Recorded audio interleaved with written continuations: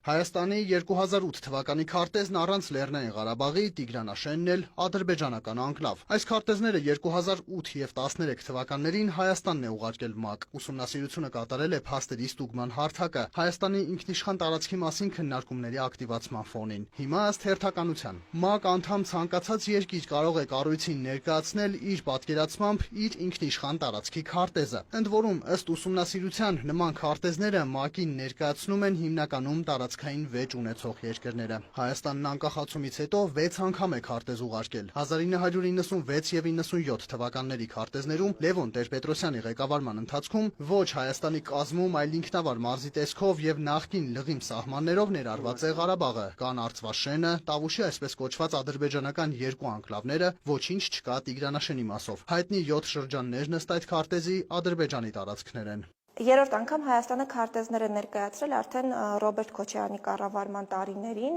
երկու անգամ, երկուսն էլ 2004 թվականին, մի քանի ամսվա տարբերությամբ, եւ այդ քարտեզները ըստ էությամբ նույնն են եւ չեն տարբերվում նաեւ 90-ականներին ներկայացված քարտեզներից, այսինքն կա լղիմը, կան Տավուշի անկլավները։ Վերջին երկու քարտեզները Սերժ Սարգսյանի ղեկավարման օրոք են ուղարկվել ՄԱԿ, որոնք սակայն ամենից շատ զարմացնողն են։ Այստեղ Լեռնային Ղարաբաղը որևէ կերպ սահմանազատված չէ, Ադրբեջանի կազմում է, եւ առաջին անգամ քարտեզներում անկլավի տեսքով հայտնվել է Տիգրանաշենը։ Նույն Սերժ Սարգսյանի քաղաքականության ժամանակ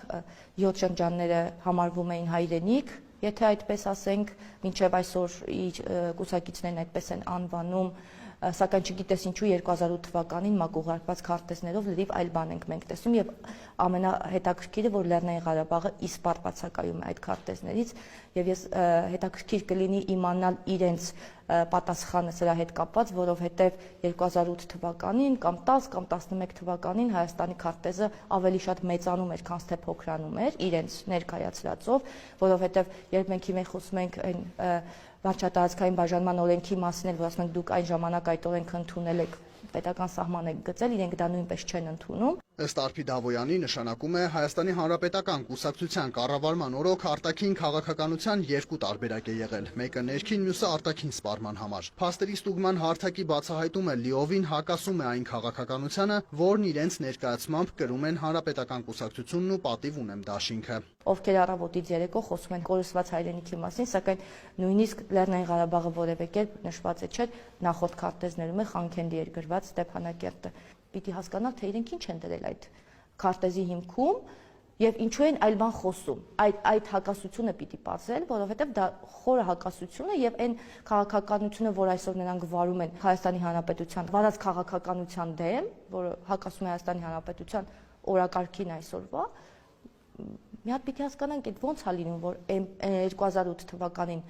կար այդ քարտեզը, որի հետ կապված նմանատիպ խոսակցություններ երբ հիմա գնում է, իրենք ինչ-որ պահանջատիրություն են ներկայացնում։ Ամենայն հավանականությամբ սա է եղել պատճառը, որ ժամանակին բանակցային գործընթացը գաղտնի էր պահվում, նշում է Դավոյանը։ Ես հիշում եմ ֆրանսիացի համանախագահներից մեկն ասել, որ սա պատմության մեջ ամենակիչ լուսաբանված բանակցությունների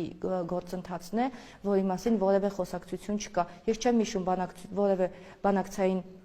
հանդիպում, որից հետո գա եւ արտաքին գործերի նախարարը կամ պետության ղեկավարը տար բազաբանում տար լուսաբաներ տեղի ունեցածը եւ հանրությանը ներկայացել, թե ինչեր էին քննարկվել։ Դրա համար, երբ մենք քննարկում ենք եւ մեր ընդդիմադիր գործընկերները տարբեր դիրքերից են հանդես գալիս, մեզ մեղադրելով տարբեր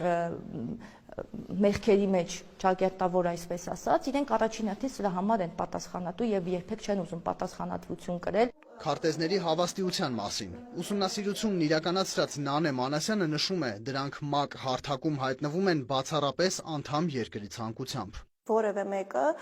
այնպես ինչպես օրինակ Google Maps-ում կարող է փոխել քարտեզներ կամ տեղանուններ, որոնք ճիշտ է հնարավոր է որոշ ժամանակ առաջ շտկվեն, այսպիսի կամայական քարտեզներ